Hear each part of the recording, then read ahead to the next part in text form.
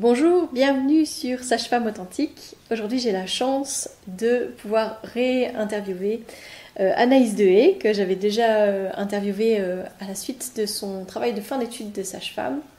Anaïs qui a rejoint en partie l'équipe de la Bulle, qui commence les suivis aussi de grossesse, qui aura bientôt une de ses patientes qui devrait normalement enfanter à la maison de naissance, donc c'est un beau parcours. Donc voilà. Et donc Anaïs qui a le compte Instagram développement et accompagnement, a aussi, suite à son TFE, créé un guide de poche. Et donc aujourd'hui j'avais envie qu'elle vienne nous parler de ce guide de poche qu'elle a développé et qui est très très intéressant.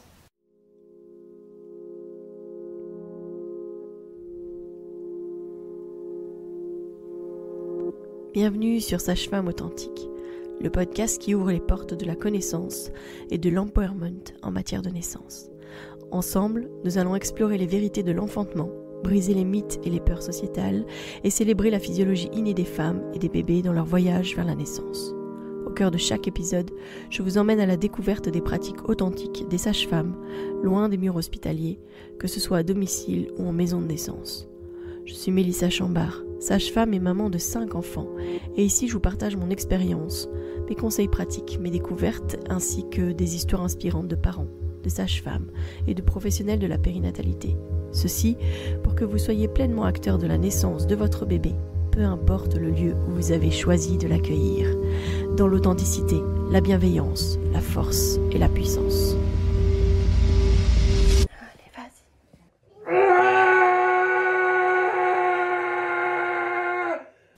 Bonjour Anaïs. Bonjour Mélissa.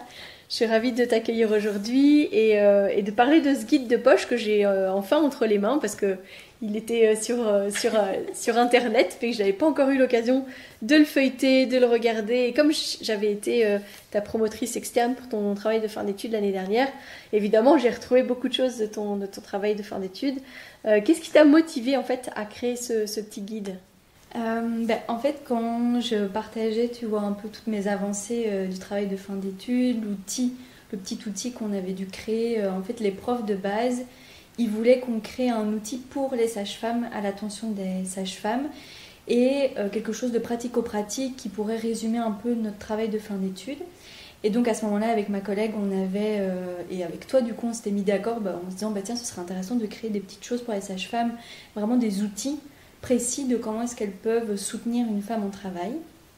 Et donc en partageant ça sur les réseaux sociaux, j'ai eu beaucoup de mamans en fait, qui sont revenues vers moi en me disant est-ce que tu vas le mettre en vente, est-ce qu'on pourra nous aussi l'avoir, même si c'est quelque chose qui est propre à tes études. Et donc ça a cheminé petit à petit. Et il faut savoir que dans, tu vois, les petites cartes que j'avais créées de base, c'était vraiment juste des petits outils type masser, utiliser du froid, la pénombre. Mais je voulais que pour les femmes enceintes, ce soit quelque chose d'un petit peu plus travaillé, où on aborde à la fois de façon générale la physiologie de l'accouchement, qu'est-ce qui se passe dans le cerveau, les hormones, et donc en phase finale, tous les outils. Et donc c'est pour ça que cet été, j'avais travaillé dessus, de tout refaire petit à petit. C'est un très bel objet en tout cas, c'est plus que justement les petites cartes dont on a parlé, il y en a bien plus d'ailleurs que les petites cartes que tu avais faites. C'est un objet qui est relié mais qui est facile à prendre en main, facile à lire et vraiment comme des petites cartes mémo de choses essentielles. Par exemple là je viens d'ouvrir et puis on est sur justement les outils qu'on peut utiliser pour aider à la déconnexion et on parle justement de dévier la douleur en faisant une douleur ailleurs.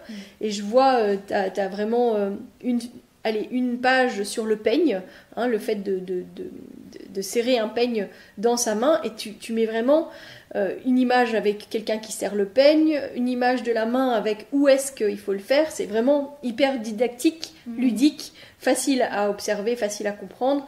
Et c'est vraiment une force de ce petit guide, c'est la manière dont tu as créé ça.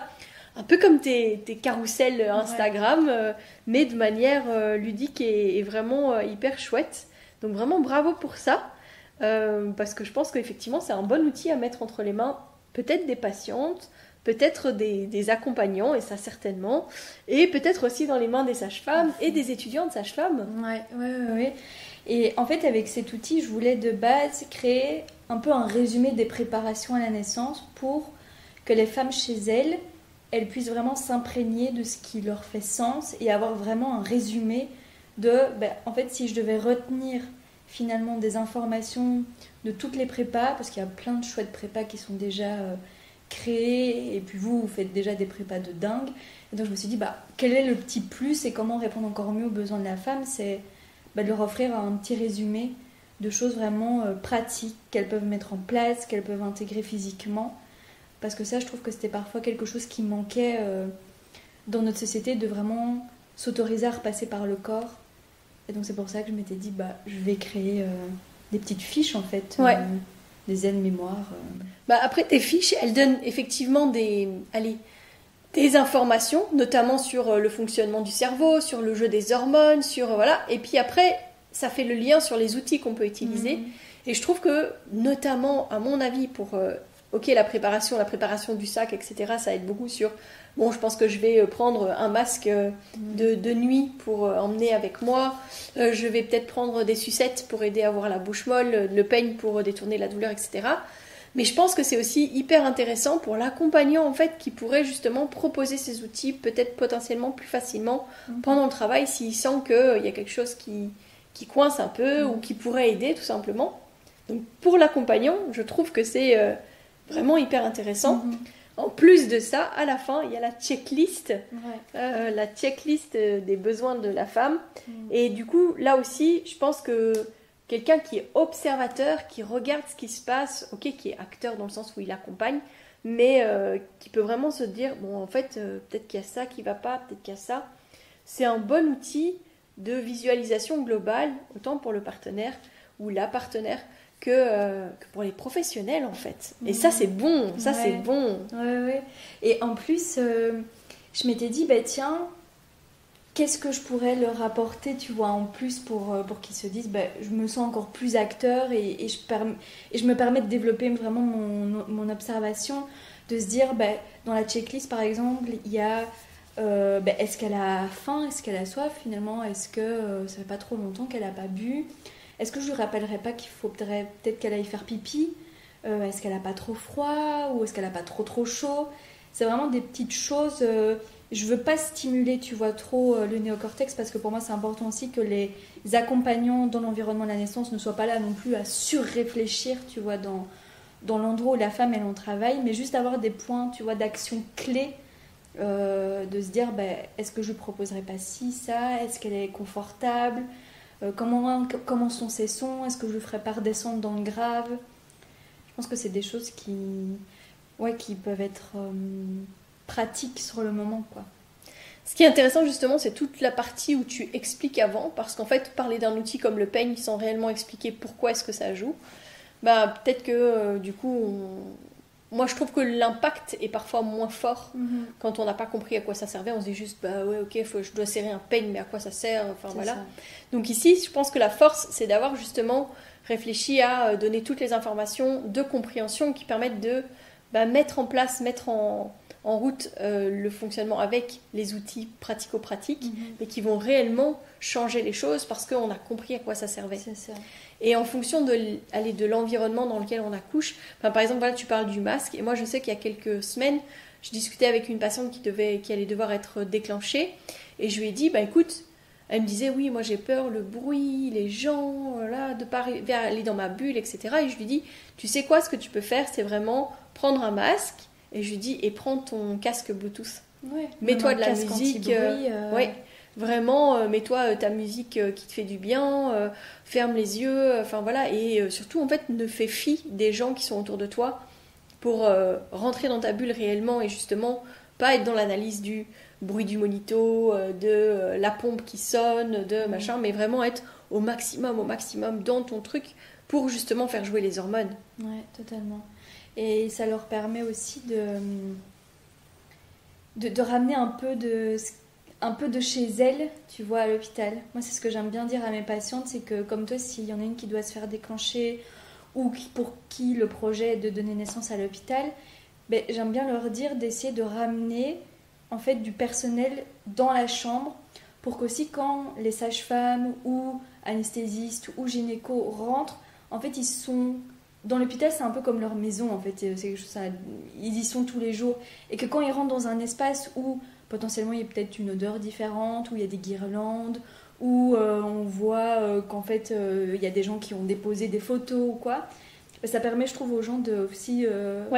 Les soignants d'arriver doucement. Oui, de respecter. C'est ça, de respecter un peu plus l'intimité. C'est comme rentrer effectivement chez quelqu'un d'autre, quoi. Ouais, c'est ça.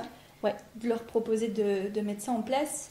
Et souvent, des retours que j'en ai eu, c'était que ça les aidait bien et qu'ils avaient vu qu'en fait, il y avait une sage-femme, il y a une personne qui m'a dit, la sage-femme a fait oh, c'est chouette, j'avais jamais vu une patiente qui prenait autant l'espace, quoi. Ouais.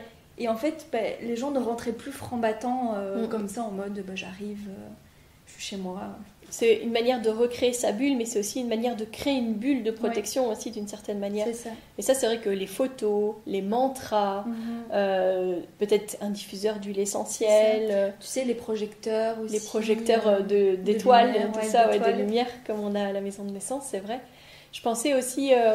tu vois, on peut pas amener de bougies à l'hôpital, mais alors les bougies LED, ça marche très bien. Ah, oui. Et ça met aussi tout de suite une autre ambiance. Puis on peut du coup éteindre les lumières et vraiment se mettre dans la pénombre. Ouais. Ça aide aussi énormément. Ouais, et éteindre le bruit du monito. Oui. Le mettre en mode mute. Oui, c'est ça. Que les soignants aient accès à ce qu'ils veulent à l'extérieur, mais que ça ne vienne pas déranger clairement la bulle des parents qui sont en train... De faire ce chemin de la naissance ensemble, cette connaissance ensemble là. C'est ça. Donc vraiment important de leur donner effectivement ces outils. Et franchement, j'ai trouvé ça vraiment extraordinaire de retrouver des petites choses comme effectivement le masque, etc. C'est pas des choses dont on entend forcément beaucoup parler. Ouais. Donc bravo pour cet outil vraiment. Merci. Donc où est-ce qu'on le trouve justement, ce petit guide? Alors pour l'instant, on peut le trouver sur mon site internet. Il n'y en a plus beaucoup. Donc si vraiment c'est pour parler de peut-être faire une reproduction, on verra bien, mais sinon on peut le trouver donc sur internet, on peut le commander en ligne, on peut venir le retirer à la bulle les samedis matins entre 9h et 11h. Et voilà en fait. Sinon, et alors ça s'envoie via point relais. Donc, c'est moins cher par point relais que par la poste. Ouais. Les frais sont très très chers en Belgique. Alors que je sais qu'en France, j'avais posé des questions, ils me disaient qu'ils avaient un tarif spécifique pour les livres, et donc ça leur revenait vraiment pas cher à l'envoi. Ah oui, bon voilà. Encore une différence entre la France et la Belgique. Il y en a tellement. Ça, je peux te dire qu'en presque 20 ans en Belgique, il y a des choses qui me choquent encore énormément. L'eau qu'on paye quand on va au restaurant. L'eau qu'on paye quand on va au restaurant. La téléphonie et l'internet, c'est hallucinant, quoi. Parce qu'en France, maintenant, ça coûte quasi rien. Et ici, c'est toujours hors de prix, même 20 ans après. Enfin, voilà, dans les choses qui me... Voilà. Donc, sur ton site internet, via ta page Instagram, si vous êtes assez nombreux pour commander à nouveau ce guide, eh bien Anaïs le reproduira, le recommandera, et donc comme ça vous aurez à nouveau ce petit guide magnifique qui donne vraiment envie. En plus de ça, il y a une préface de Michel Audin et des photos de Regard de Zèbre qui est aussi en plein crowdfunding en ce moment. Donc si jamais aussi les gens ont envie d'aller voir, elle est en train de faire un crowdfunding pour faire un livre de photos de naissance qui s'annonce vraiment, vraiment très très chouette et très très beau. Donc voilà. Ouais, c'est magnifique, c'est 200 photos. Je pense, plus de 200 photos, ça va être vraiment c'est ça. Et elle a gentiment accepté de me... Je sais pas comment on dit, de te laisser utiliser une de ces photos pour ma couverture. Ouais, une très belle photo d'une maman en travail, dans sa bulle, clairement. C'est ça, exactement. Elle est vraiment dans son petit monde. Ouais. Eh bien, magnifique. Merci en tout cas d'avoir partagé sur ce guide. Est-ce qu'il y a d'autres nouvelles que tu as envie de nous partager? D'autres choses? Il y a plein de petites choses qui sont en préparation. Ah, donc il faut suivre ton compte et puis voir aussi toutes ces évolutions et toutes les choses que tu vas proposer. C'est ça. Mais là, je vais créer du contenu pour différentes plateformes, en plus de mon métier de sage-femme. parce que j'adore en fait finalement. Les cartes le guide que j'ai créé, c'est vraiment une représentation de ce que j'adore faire en fait, mettre en image, déconstruire, aller au plus simple pour que les gens puissent s'approprier en fait la naissance. Ouais. Et toutes les informations et tous les concepts qu'il y a autour justement pour en faire des alliés en fait. Ouais. Mieux on comprend, plus on lâche prise. C'est ça. Et plus on retourne vers notre cerveau reptilien archaïque, etc. Ah là là là là. En tout cas, merci de ces échanges. Merci d'avoir bien voulu partager avec moi cet outil et puis ce moment. Et j'espère que tu auras encore plein de commandes. Du coup, ça serait super intéressant. Merci, c'est gentil.